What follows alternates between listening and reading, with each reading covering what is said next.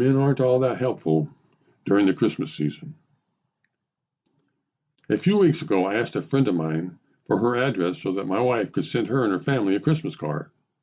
That's okay, she said. We don't do Christmas cards. Really, I asked, surprised. Why not? Well, she explained, to begin with, Christmas cards and the stamps to mail them with cost a small fortune nowadays, and I'm cheap. Plus, I've already got a million and one things to do at this time of year, and the last thing I need is to have to sit down and sign and address dozens of impersonal cards, which will just end up in the garbage anyway. I don't believe you don't like getting Christmas cards, I said, shocked. That's one of my favorite parts of the holidays. And I'll have you know that I don't throw them in the garbage either. I tape them up on the back of my front door at a very attractive 45-degree angle. She smiled and asked, but who actually has to go out and buy all those Christmas cards that you send to your family and friends? Well, I said, my wife usually does that. She nodded her head with a I thought so expression on her face and said, and who buys the stamps, signs everybody's names on the cards, addresses the envelopes, and mails the darn things? Well, I guess that would be my wife, too. See, she said, and I bet you're not even the one who hangs up on the door, are you? When I refused to answer, she added, you know, you men are all the same. You just don't realize how much time and effort goes into having a nice Christmas. And I bet if you asked your wife if it would be okay with her to stop mailing out cards every year, she'd probably jump at the opportunity.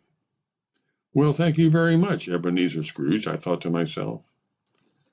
Later that evening, as I sat comfortably in my rocking chair, admiring all the beautiful Christmas cards hanging on the back of my front door, I noticed that my wife was frantically scribbling away on a piece of paper at the dining room table.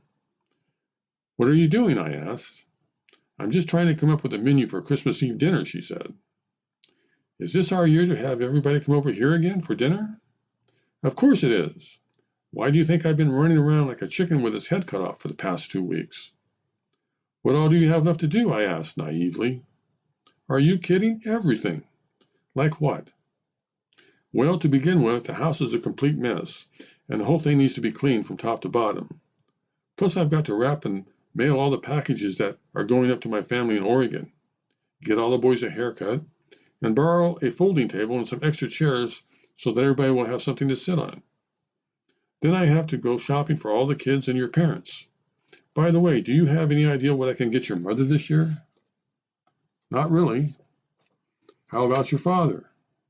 Sorry, I don't have a clue.